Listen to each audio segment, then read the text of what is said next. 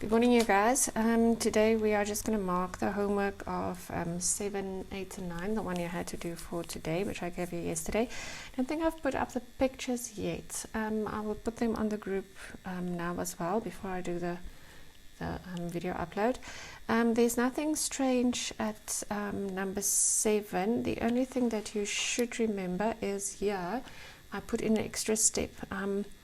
Just please, there's a multiply in between the two terms, so please cancel out before you multiply in. You actually should have, or I should have written that step in between where you multiply what is left at the top in with a bracket, and then the one at the bottom is left. So please, with this one as well, it's the same principle we did there that I explained to you last time as well.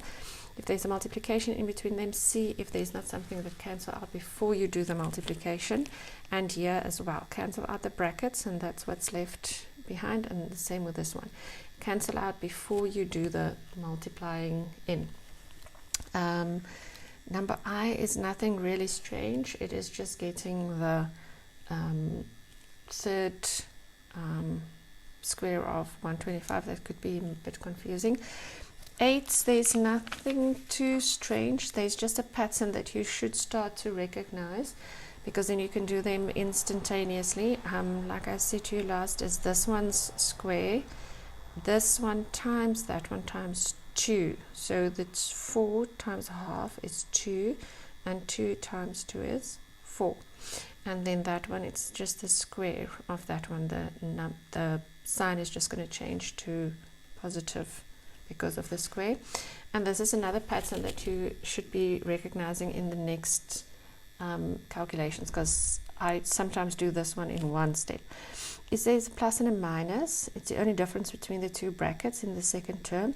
You actually can cancel out the middle terms if you do that papegaai multiplication out, because it's the first one square and the second one square, and then the middle terms fall away always. When that's a plus and that's a minus and the rest are the same, this is a pattern you can follow. And so there's the same here as well. What you should remember here is, please respect your brackets and the minuses. Do that multiplication out there. I did it with a quick way there. This one's square, those two multiply with each other times 2 for the middle term, and that one's square for the last term. So there I also did the quick pattern. I keep the minus outside the bracket, and then I multiply it into the thing. This here is a mistake you can easily make. And this one as well, please multiply out the brackets first, and then you multiply in the x at the front, just the same you did there. So just check your final answer that you've done that respecting of the brackets and the minus correctly.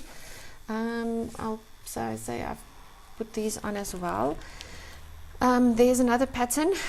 Sorry, it's Afrikaans patroon. The pattern is again multiply plus and minus, so the middle term falls away. So that's the first part, and then there again, that one's quick pattern.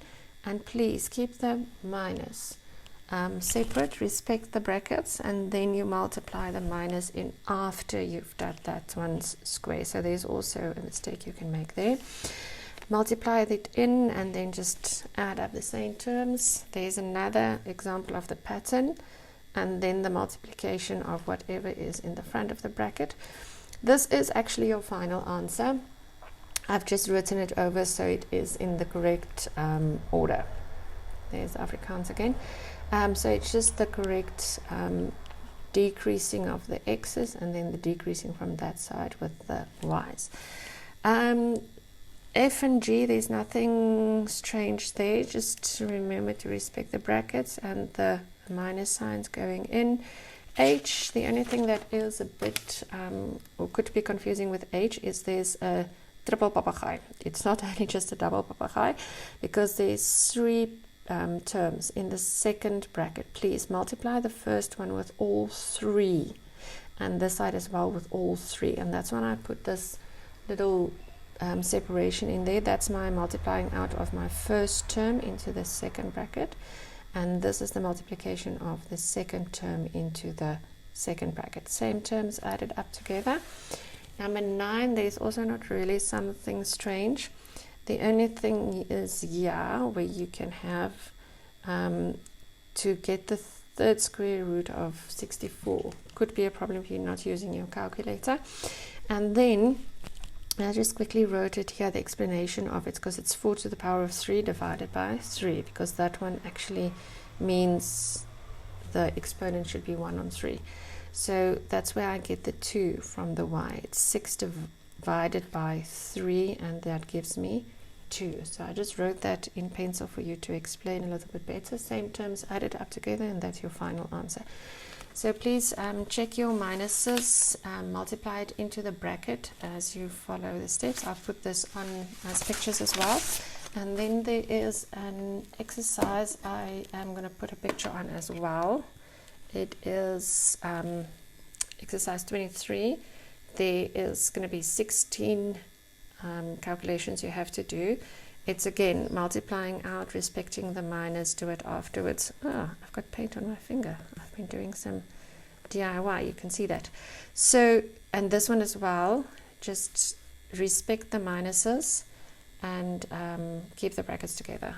See you guys later. I'll put pictures on the group as well. Thanks, bye.